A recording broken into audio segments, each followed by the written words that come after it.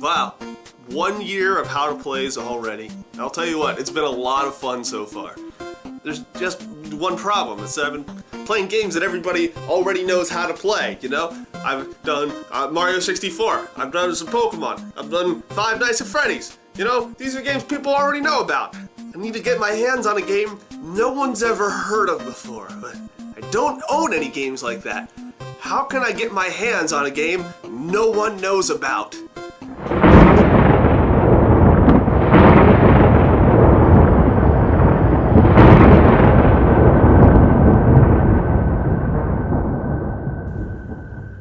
Who are you?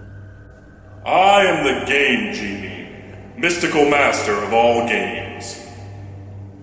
Game Genie like the hack system? No, I'm afraid the only hack things around here are your jokes. Hey, you wrote it. You're just in time, Game Genie. I need to teach people about a game that they know nothing about. I can grant you any game you seek, but first you must beat me in a game of wits by solving my riddle. What walks on 4 legs in the morning? Is it man? Damn it! I knew I shouldn't have asked the Sphinx to help me come up with a riddle. Very well. Your wish shall be granted.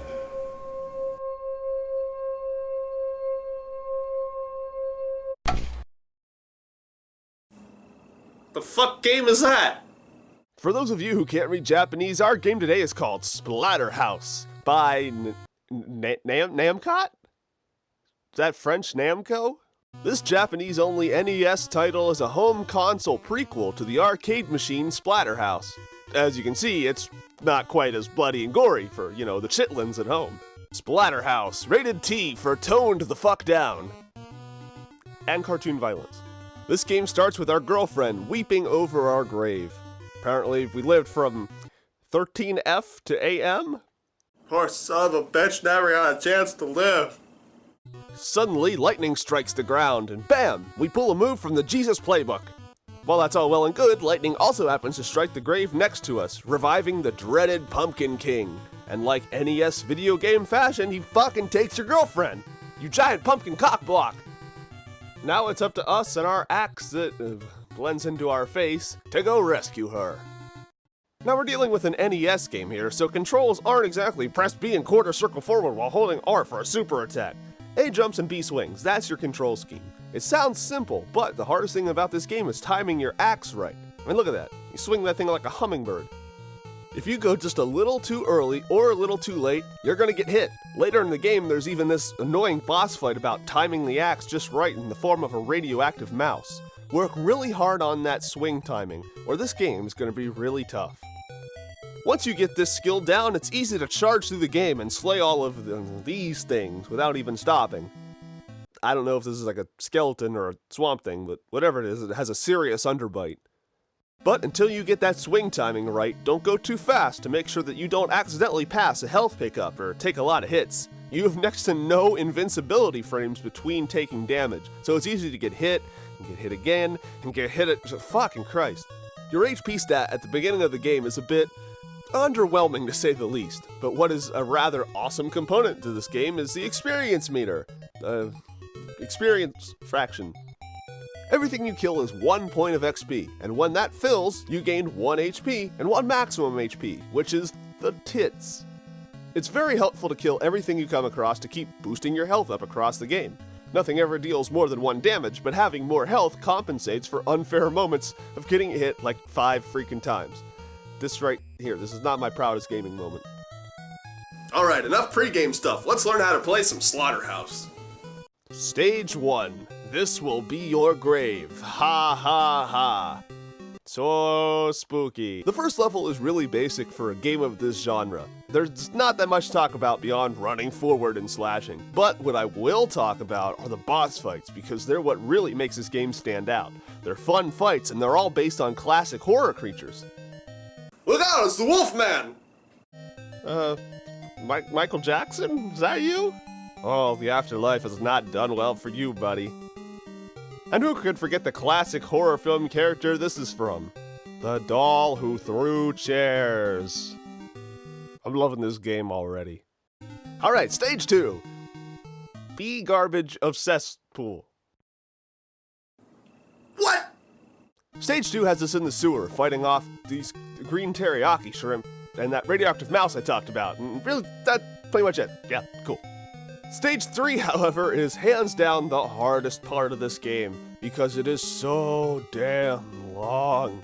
There are 4 bosses in this stage. 4!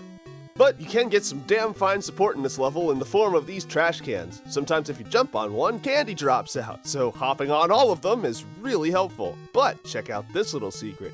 If you hold up while jumping on a trash can, a goddamn shotgun pops out. Fucking yes! The next 10 B button presses are a shotgun blast that obliterate everything in front of you. Bow down before me and my might, and oh, I'm out of ammo. 10 shots can get you through one segment pretty well, but if you 2 birds with 1 stone some enemies, you can have enough shots to maybe get through 2 sections. So use the shotgun smartly, and you might save some life for some of these future bosses. Whoa, lady, you okay? You need like a Zantac or something? Oh, she's not okay! Quick, somebody get me a newspaper! Weekend edition, goddammit! Next step is heading into a church. Alright, nothing scary about a church. The Holy Ghost hasn't ever haunted no one. Oh, this kind of church. Okay, yeah, bad things are going on down here. Is that a member of the Ku Klux Klan I'm fighting?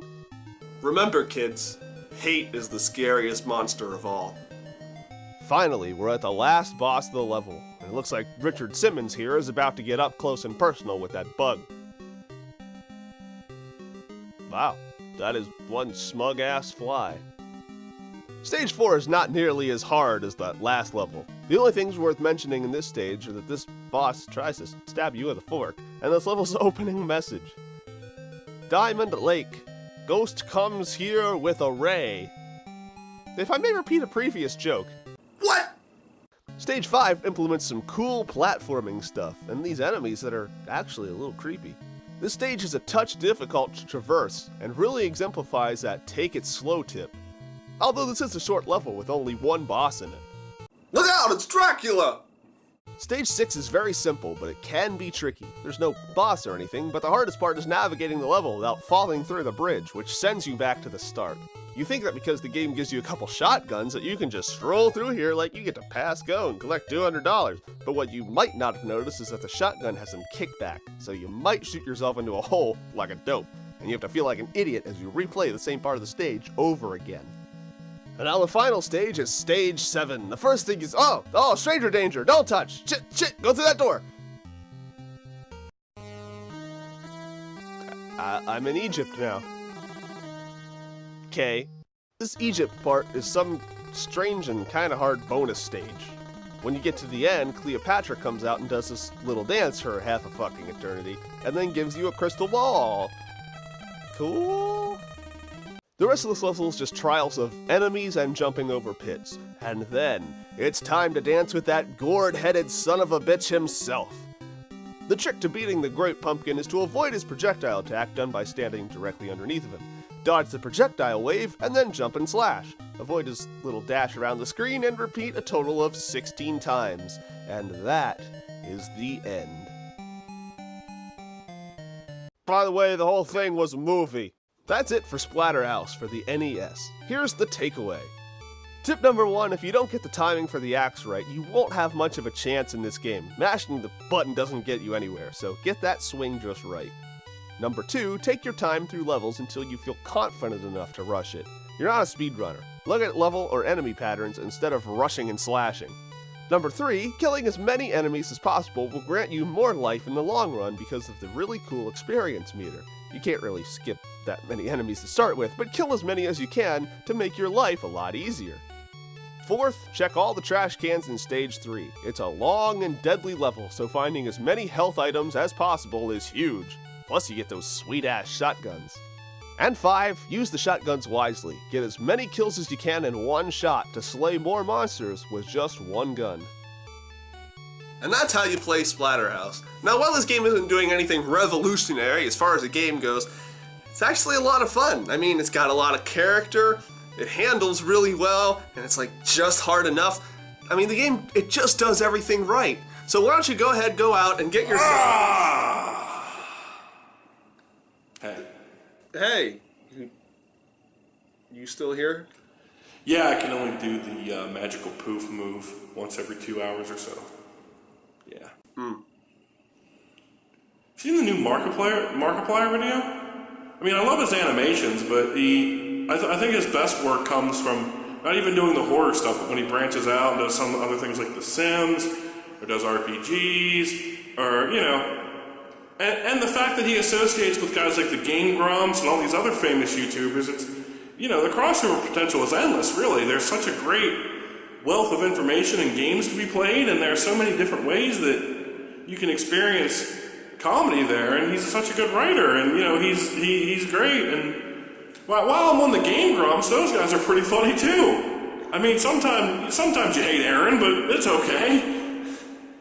I mean, Ninja Sex Party, man.